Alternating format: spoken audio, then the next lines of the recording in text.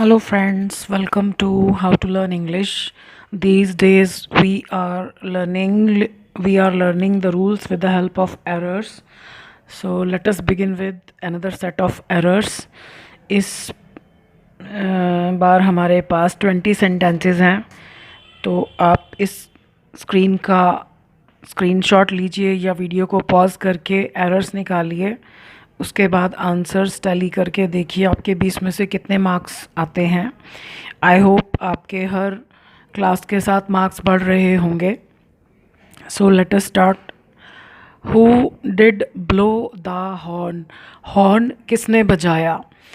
तो हु जो है वो सब्जेक्ट के बारे में पूछता है। तो जब हमारे पास सब्जेक्ट ही नहीं है, सब्जेक्ट के बारे में पूछा जा रहा है, तो जो पीछे बचा हुआ सेंटेंस है ये क्वेश्चन की फॉर्म में नहीं हो सकता, क्योंकि क्वेश्चन बनाने के लिए हेल्पिंग वर्ब के बाद सेकंड शब्द जो है वो सब्जेक्ट होना चाहिए। यानी ये बात जिस व्यक्ति या वस्तु के बारे में कही जा रही है वो यहाँ होना चाहिए।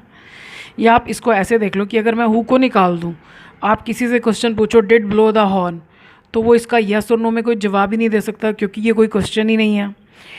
आप किसकी बात कर रहे हैं, किस व्यक्ति या वस्तु की बात कर रहे हैं, वो है ही नहीं सेंटेंस में।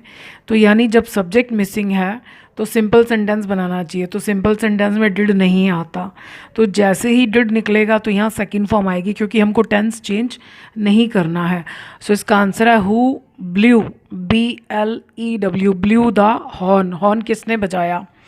हु कम्स लेट, ये सेंटेंस ठीक है, इसमें कोई मिस्टेक नहीं है, क्योंकि ये हमारा सब्जेक्ट हो गया। तो जब हमारे पास सब्जेक्ट ही नहीं है तो बाकी बचा हुआ सेंटेंस क्वेश्चन की फॉर्म में हो ही नहीं सकता। यानी आपको हु के बाद सेंटेंस बिल्कुल सिंपल फॉर्म में लिखना है। मान लो कि हु किसी व्यक्ति का नाम है, एंड हु के साथ कौन सा रूल चलता है? जो एक व्यक्ति के लिए चलता है। तो एक व्यक्ति के साथ हम एस और एस लगाते हैं। तो हु कम्स लेट, हम इसमें क्या मिस्टेक करते हैं? हम यहाँ डू डज लगा देते हैं। हम डू डज क्यों लगा रहे हैं? जब हमें सब्जेक्ट ही नहीं पता, क्वेश्चन बनाने के लिए सब्जेक्ट हमें पता होना चाहिए। ये हम आगे वाले सेंटेंसेस में देखकर समझ जाएंगे कि कब क्वेश्चन बनता है, कब नहीं बनता। How much mangoes do I, अब आप देखो ये क्वेश्चन बना तो डू के बाद ये सब्जेक्ट आया ना। अब अगर ये ना हो, हम सीधा कहें डू हैव, तो ये क्या क्वेश्चन बना? So do I have in my hand, यानी मेरे हाथ में कितने आम हैं। अब मैंगोज के साथ 1 2 3 4 लगता है। एक्चुअली क्या होता है कि हम हिंदी में कहते हैं कि जो चीज़ गिनी जा सकती है उसके साथ हाउ मेनी आता है, जो नहीं गिनी जा सकती वो हाउ मच आता है। ये भी कभी कभी कंफ्यूज करता है। जैसे अगर हम किसी से कहें तुम कितना किराया देते हो, तो अब सोचने वाला सोचेगा किराया तो गिना जा सकता, तो किराए के साथ तो हाउ मेनी आना चाहिए। तो इसका एक सिंपल सा तरीका है, आप जिसके साथ हाउ मच या हाउ मेनी जहाँ भी लगा रहे हैं उस नाउन के आगे 1 2 3 4 लगाओ।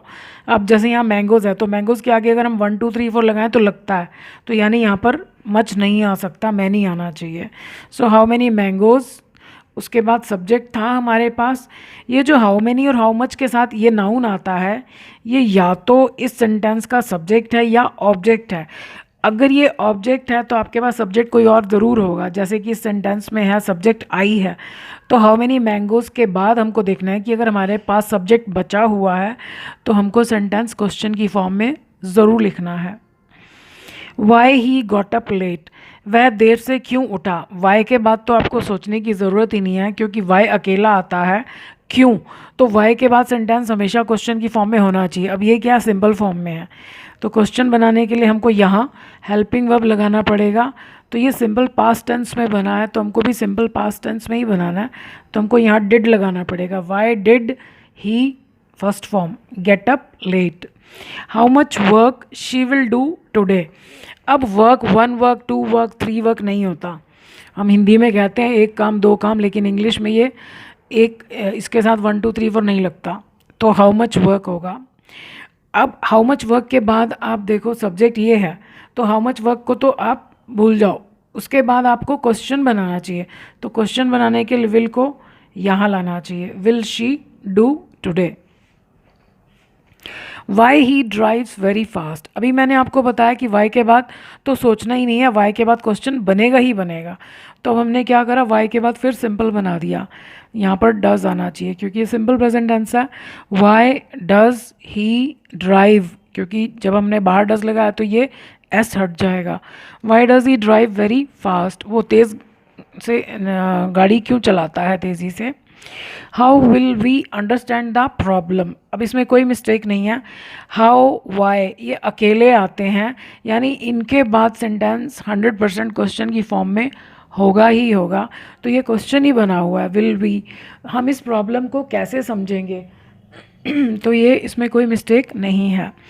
Who have stolen the money, अब हु के बाद सेंटेंस सिंपल होगा वो तो ठीक है, लेकिन हु के साथ कौन सा रूल चलता है, एक व्यक्ति वाला, तो एक व्यक्ति के साथ हैज़ आता है। तो who has stolen the money, पैसा किसने चुराया है।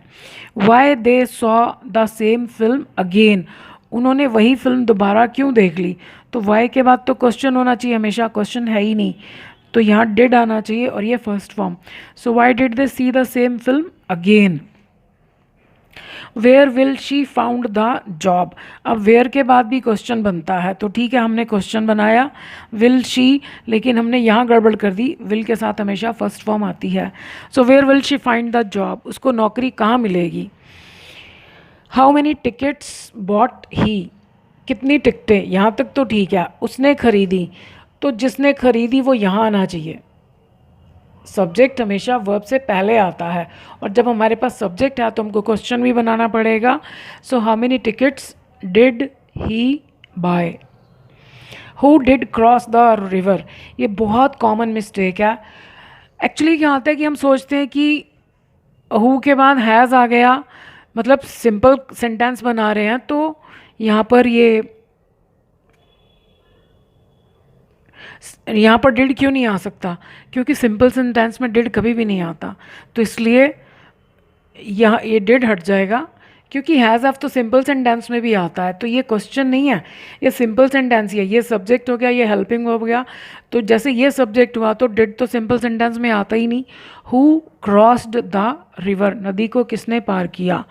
व्हाट इज़ शी राइटिंग, अब ये क्वेश्चन बना हुआ, इज़ शी राइटिंग, वह क्या लिख रही है, तो ये सेंटेंस ठीक है, इसमें कोई मिस्टेक नहीं है।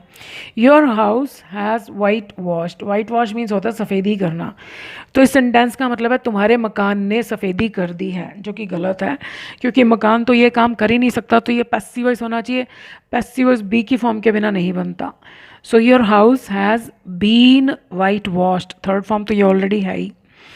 How he can commit this kind of mistake, अब हमने देखो हाउ के बाद सिंपल सेंटेंस लिखा हुआ है, जबकि हमें क्वेश्चन बनाना चाहिए, तो क्वेश्चन बनाने के लिए ये जो हेल्पिंग वर्ब है कैन, ये यहाँ आ जाएगा। How can he commit this kind of mistake, वो इस तरह की गलती कैसे कर सकता है। हमने पिछली क्लास में भी सीखा कि गलती करने के लिए डू नहीं आता, कोई भी गलत काम करना हो commit. Who did saw me in the party, फिर वही गलती, हु का मतलब सब्जेक्ट नहीं है, सब्जेक्ट नहीं है तो क्वेश्चन नहीं बन सकता, ये नहीं आना चाहिए। Who saw me in the party, मुझे पार्टी में किसने देखा। हुज मनी, हुज रिलेशन के लिए आता है कि चीज़ किसकी है, तो हुज मनी मतलब किसका पैसा।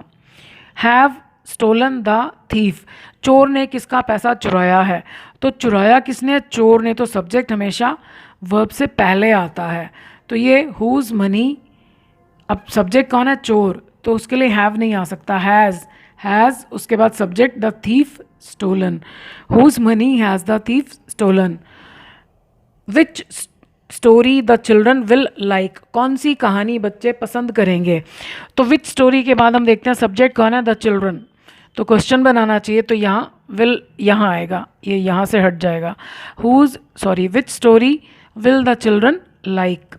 What does come on TV on Sunday, हमने डज लगाया क्वेश्चन बनाने के लिए, तो डज के बाद हमेशा कोई व्यक्ति वस्तु होना चाहिए, नहीं है, इसका मतलब ये सब्जेक्ट है हमारा, तो जब सब्जेक्ट ही नहीं है तो डू डज का कोई काम नहीं। व्हाट कम्स, जब भी सब्जेक्ट गायब हो तो रूल हमेशा सिंगुलर वाला लगता है।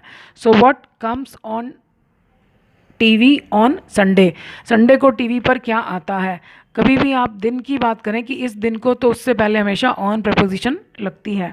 आई होप आपने अपनी सारी एरर्स चेक कर ली होंगी, और मुझे उम्मीद है कि आपके मार्क्स भी अच्छे आए होंगे। आज के लिए इतना ही। Thank you for watching this video.